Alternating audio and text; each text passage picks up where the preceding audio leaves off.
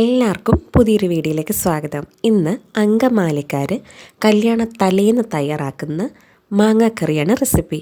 ഇതൊരു തവണയെങ്കിലും കഴിച്ച് നോക്കിയാൽ പിന്നെ എപ്പോൾ പച്ചമാങ്ങ കിട്ടിയാലും ഇത് വീണ്ടും വീണ്ടും ഉണ്ടാക്കാൻ തോന്നും. അത്രയ്ക്കും രുചിയാണ്. ഇതുണ്ടെങ്കിൽ വേറെ ഒരു കറിയും വേണ്ട ചോറുണ്ണാനായിട്ട്. ഇവിടെ 2 മാങ്ങ എടുത്തിട്ടുണ്ട്. ഇത് ഞാനിപ്പം ഒന്നും ഇതിൻ്റെ പകുതിയും കൂടിയേ എടുക്കുന്നുള്ളൂ. അത്രയും മാങ്ങയുടെ ആവശ്യമുള്ളൂ. പിന്നെ നമുക്ക് വേണ്ടത് ഒരു 10-15 ചുമന്നുള്ളിയുണ്ട്. ഇത് ചെറിയതാണ്, അതുകൊണ്ടാണ് ഞാൻ 15 എടുത്തിരിക്കുന്നത്. പിന്നെ ഒരു ചെറിയ പീസ് ഇഞ്ചി കൊത്തിയരിഞ്ഞത്, 4 പച്ചമുളക്, അത് നെടുകെ പിളർന്ന് വെച്ചിരിക്കുന്നതാണ്. ഇങ്ങനെ മുറിഞ്ഞു പോകണ്ട. പിന്നെ ഒരു സവാള, കറിവേപ്പില. ഇനി നമുക്ക് ഇതിനകത്തിലേക്കുള്ള പൊടികൾ ചേർക്കാം. മഞ്ഞൾപ്പൊടി ഒരു 3/4 സ്പൂൺ ഇട്ടിട്ടുണ്ട്. ഇച്ചിരി കളറിന് വേണ്ടിയാണ് അങ്ങനെ ഇടുന്നത്. ഒരു 3/4 സ്പൂൺ കിടക്കട്ടെ. പിന്നെ നമുക്ക് വേണ്ടത് മുളക് പൊടി. ഇത് നമ്മൾ വീട്ടിൽ പൊടിച്ച മുളകാണ്, അതുകൊണ്ട് നല്ല എരിവും കളറും ഉണ്ട് ഇതിന്. അതുകൊണ്ട് ഞാനൊരു 1/2 സ്പൂൺ ഇട്ടു. പിന്നെ വേണ്ടത് മല്ലിപ്പൊടി, അത് 1 സ്പൂൺ ഇട്ടു. വേണമെങ്കിൽ ഒരു 1/4 സ്പൂൺ കൂടെ ഇടാം. ഇതിന് മല്ലി കൂടുതൽ ഇഷ്ടമുള്ളവരുണ്ടെങ്കിൽ കൂടുതൽ അളവിൽ ചേർക്കാം. പിന്നെ നമുക്ക് ഇനി ഇതിനകത്തിലേക്ക് കുറച്ച് വെളിച്ചെണ്ണ, ഒരു 1/4 സ്പൂൺ ഉപ്പേ ഇട്ടിട്ടുള്ളൂ. ഇനി നമുക്കിത് നന്നായിട്ടൊന്ന് തിരുമ്മി വെക്കാം. ഇനി നമ്മൾ 1 സ്പൂണ് വിനാഗിരിയാണ് ഇതിലേക്ക് ചേർക്കുന്നത്. ഇതും കൂടെ ചേർത്തിട്ട് നമുക്ക് നന്നായിട്ട് മിക്സ് ചെയ്യാം.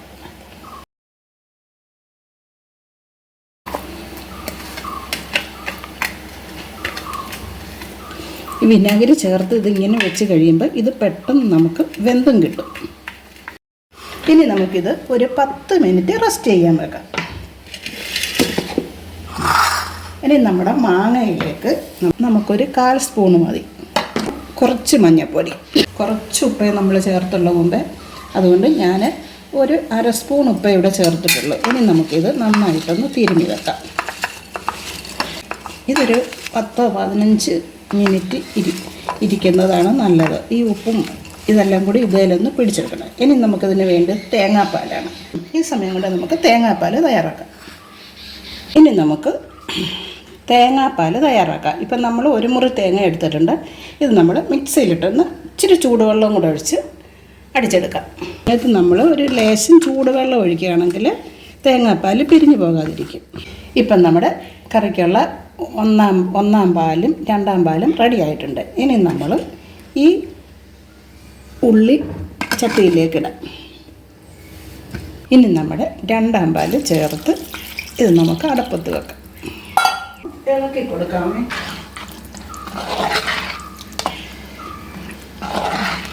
ഇതിപ്പം നമ്മളൊരു 1/2 ലിറ്റർ വെള്ളം എടുത്തിട്ടില്ല കേട്ടോ. വെള്ളം ഒരുപാടൊന്നും വേണ്ട. ഇനി നമ്മുടെ 1ാം പാലിരിക്കുന്നുണ്ട്. ഇത് വെന്ത് വരുമ്പോഴേക്ക് 1ാം പാലും കൂടെ ആകുമ്പോഴത്തേന് ഇതിന് ചാറ് കറക്റ്റായിരിക്കും. നമ്മളിതിലേക്ക് ഒരു തണ്ട് കറിവേപ്പില ഇട്ടുള്ളൂ. ഇനി കുറച്ചും കൂടെ ഇട്ട് നമുക്ക് അടച്ച് വെക്കാം. ഇനി ഇത് നമുക്ക് നന്നായിട്ട് ഒന്ന് തിളപ്പിച്ചെടുക്കാം. തിളക്കിയാൽ കുറച്ച് ഒന്ന് പറ്റിക്കണം. ഉള്ളി ഒന്ന് വാടി കിട്ടുമ്പോഴേക്കേ നമുക്ക് മാങ്ങ ഇടാനൊക്കെ ഉള്ളൂ. ഒരു ചെറിയ പീസ് കറുവപ്പട്ട, അത് നമ്മൾ ഒന്ന് ചതച്ചിട്ട് ഈ കറിയിലേക്ക് ഇട്ട് കൊടുക്കാം. ഇല്ലെങ്കിൽ പൊടി ചേർത്താൽ മതി. പൊടി ഇല്ലാത്തത് കൊണ്ടാണ് ഞാനിപ്പോൾ ഇത് ചേർത്തത്.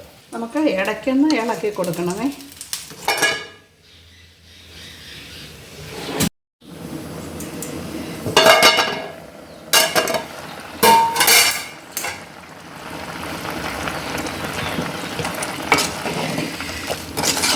ഇപ്പം നമ്മുടെ കറിക്ക് മാങ്ങ ചേർക്കേണ്ട സമയമായിട്ടുണ്ട്. ഇനി നമുക്ക് മാങ്ങ ചേർക്കാം.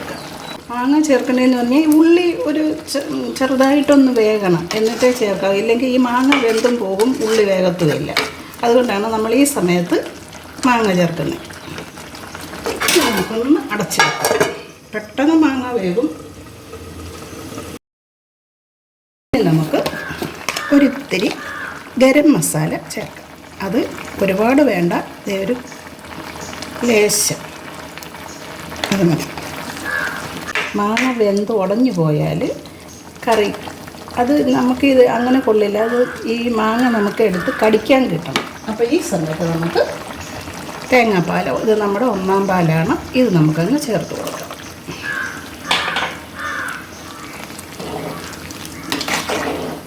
ഇനി നമ്മൾ വിനാഗിരിയൊക്കെ നേരത്തെ ചേർത്തതാണ്, ഇല്ലെന്നുണ്ടെങ്കിൽ മാത്രം 1 സ്പൂണ് ചേർത്ത് കൊടുക്കാം. അപ്പം ഉപ്പ് കുറവാണ്.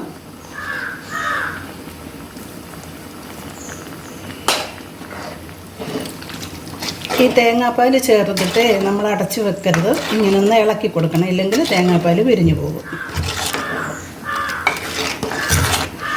ഇതിപ്പം നല്ല തിക്കായിട്ടുണ്ട് കറി. പിന്നെ ഈ മാങ്ങ ഈ ചൂടിൽ തന്നെ ഇരുന്ന് അങ്ങ് വേകും.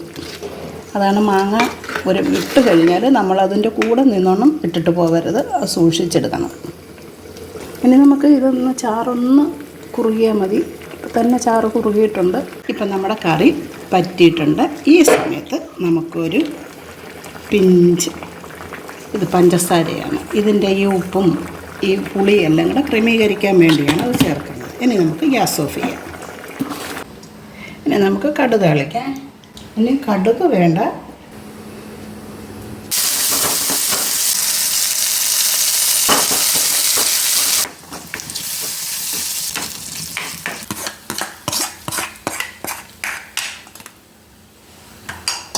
ഇപ്പം നമ്മളുടെ സ്വാദിഷ്ടമായ അങ്കമാലി മാങ്ങാക്കറി തയ്യാറായിട്ടുണ്ട്. ഇത് ചോറിനൂടെ കൂട്ടിക്കഴിക്കാനായിട്ട് നല്ല സ്വാദാണ് കേട്ടോ. അപ്പോൾ റെസിപ്പി ഇഷ്ടമായ സബ്സ്ക്രൈബ് ചെയ്യാൻ മറക്കരുതേ.